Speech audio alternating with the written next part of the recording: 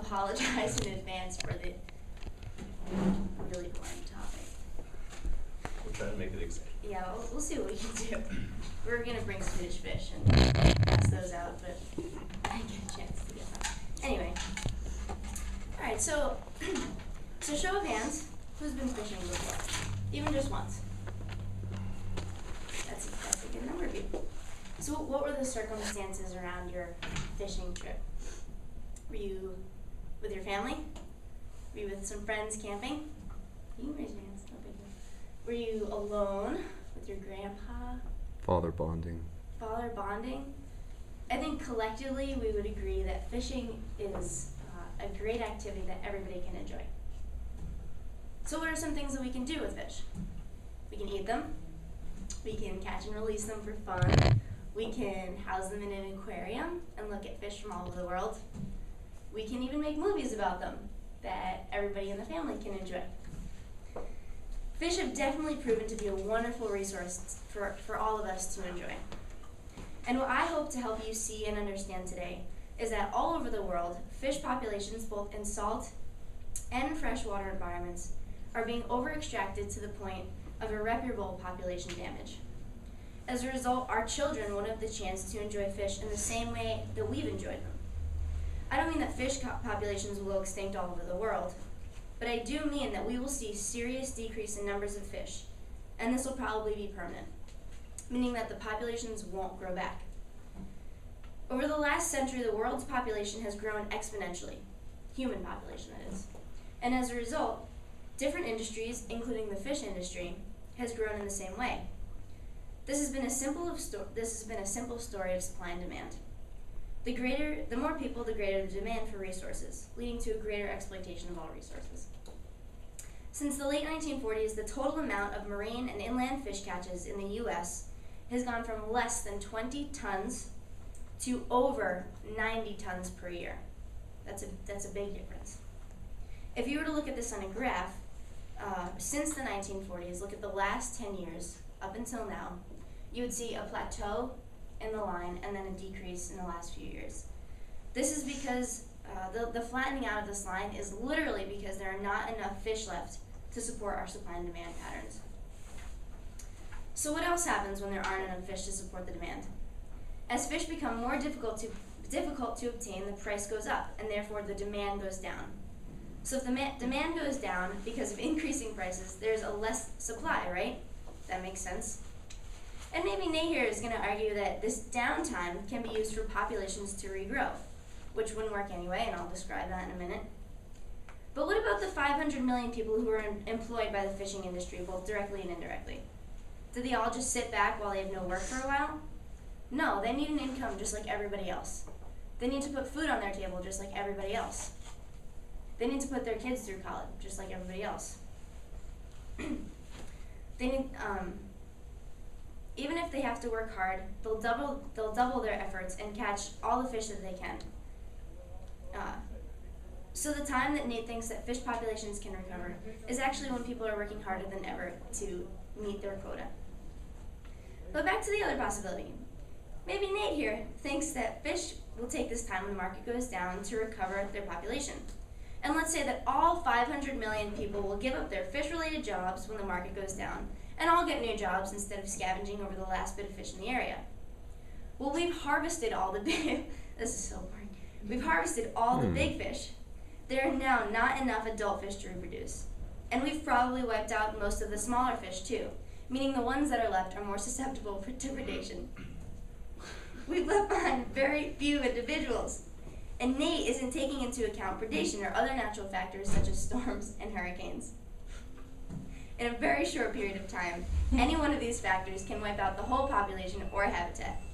How are fish expected to recover when we've wiped out a majority of the population? There are too many holes in Nate's argument, and there's no way that anyone who actually stops to think for more than 30 seconds would believe it. The people, like Nate, who don't think very far into the subject matter and consider all possibilities are probably just people who don't have degrees in that area of study. They aren't trained to think of all the possible side effects of biotic and abiotic factors in the environment. And that's okay, not everybody's called to be in the science field. But don't be so quick to discredit people who don't have masters and PhDs in the areas because they care for and could foresee problems in the future. One excellent example of a scientist who foresaw environmental disasters and alerted the public was Rachel Carson's book, The Silent Spring. In her book, Carson addressed how the pesticide DDT was making its way up the food chain in a process called biomagnification and was ultimately killing birds. As a scientist, she cared immensely for the topics that she loved to study, and as a result, the public was able to understand and prevent the further use of DDT. There are several ways to keep ourselves from getting to the point of severe depletion of our resources. For example, we can implement better policies. Currently, there's a standard set for all fisheries called the Maximum Sustainable Yield, the MSY, which sets the number for the most amount of fish that can be harvested before the population can no longer regenerate. Right now, fisheries are in such competition that there's a view of MSY as the goal to be reached, not the maximum standard. If we did something like set individual quota limits, we could prevent a lot of competition between fisheries. The bottom line is that we can protect our resources from severe depletion. It just starts with recognizing that there is a threat and educating ourselves about it. And that starts with you guys. I'm so sorry. So first off, we're having an all-you-can-eat seafood buffet at Sarah's apartment after class. Should be a good time. But seriously, let's imagine for a second. You go to your favorite restaurant, it's been a long week, and all you can think of is having a nice fillet of fish. Tuna, salmon, maybe some swordfish. And the waiter tells you, "I'm sorry, but we're out. Forever." This is what Sarah is trying to get you to believe, with all her facts and data from pencil-pushing scientists, that the oceans, which cover 70% of our globe, will run out of fish and seafood. But I'm here to speak of truth, to speak of reason, to tell you this is virtually impossible based on our market economy for this to happen. Couple this with the ability of fish to reproduce at a rapid rate, and I feel safe saying that none of us or our children or our children's children will ever live in a world without fish. As Sarah already tried to touch on, supply and demand. If you go to the supermarket today, what do you see? Salmon fillets $8.99, tuna $7.99. Nothing too crazy. But let's assume for the sake of argument that we are running out of fish in the ocean. We'll start from the bottom up to analyze a simple flow chart. The fisherman's out on his boat. I don't care if this is a mom and pop venture or a big commercial fishing rig. If we're running out of fish in the ocean, the fishermen will have a very low catch per unit effort. This basically means they have to fish longer to catch the same amount of fish they were catching before. While they're out there fishing, there are occurring expenses: fuel, boat maintenance, supplies for the crew. If they're spending more money to catch the fish, they're going to charge more for the fish when they're selling it back to the market. This drives the cost sky-high fish, lowering demand, thus letting fish have time in the ocean to repopulate. Basically, we cannot run out.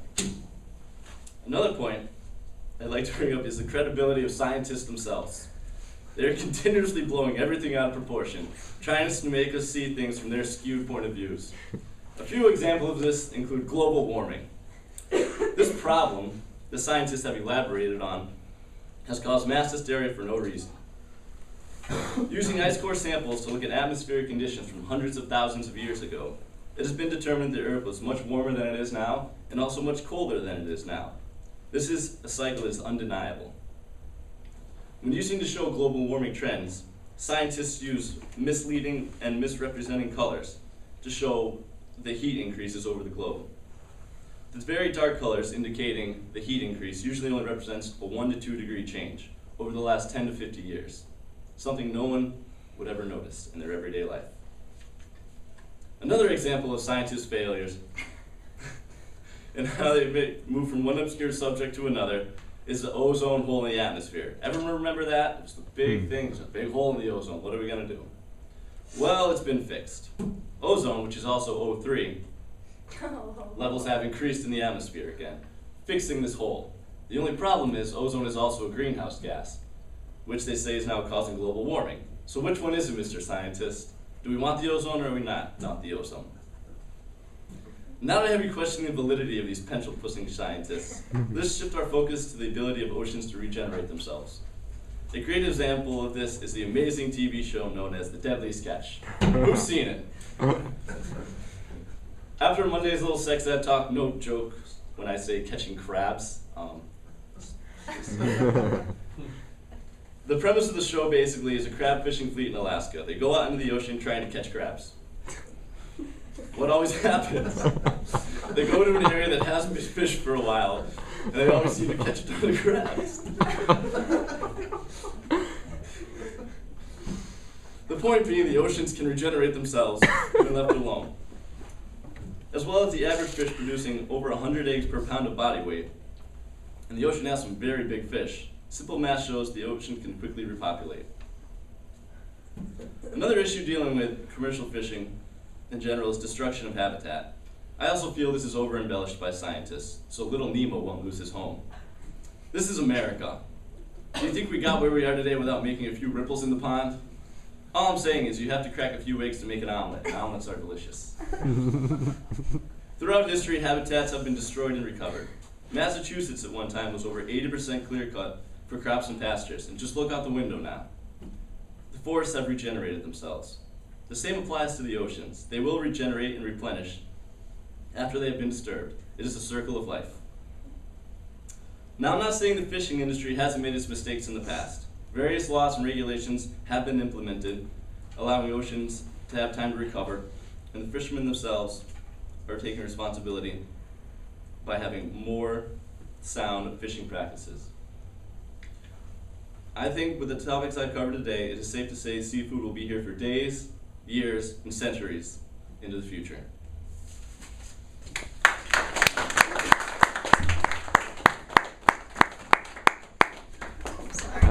Get back up there. Oh. Guys have any questions? Oh. Bob in the corner. What's this about tilapia being the most sustainable fish? They grow. Great fish. Next question. I don't know. Shoddy I story. haven't studied all the fishes. How about the relationship with population growth and fisheries? I mean, you make the claim, Mister, about regeneration in Massachusetts, but the population went from about 1 billion people 100, 200 years ago to what are we at? 6.5 billion people? Gonna reach 9 pretty soon? They like fish. Topic's completely off from what we're talking about, Mike. No, Then there's serious that's- questions in the No, crowd, as the population increases, the demand increases. That's right. as well as the price. And when the price goes up, people will not be buying fish because in this economy, people Yeah, don't but have all the money to be going to 500 the million restaurants to people buy aren't fish. going to go or- get new jobs. They're all going to be out of work, which ruins the economy. There are not 500 million jobs to spare. They're I'm going to not- keep fishing until they literally don't find any more fish. I'm assuming Sarah would try to use this argument against me, so I did a Oh, little bit more jeez. research. Out of that 500 This is why million, you the are- actual amount of people who actually do the actual fishing themselves is around 10 million. The You other made ones that who are number up. indirectly are It's people in the so- restaurant business or the people at the markets, something they can very easily shift. The people at the restaurant aren't going to lose their job when we run out of fish. It's just a number used to say that there's many things connected with the fish population. If the fish populations are regenerating, why is there such a thing as fish farming? Everyone likes green stuff like that. People feel good about themselves when they get stuff that's right in their backyard that was raised. Thanks. He made a lot of stuff up. Good talk, people. Nice job, guys. Done have yet? the sound effect. What's that?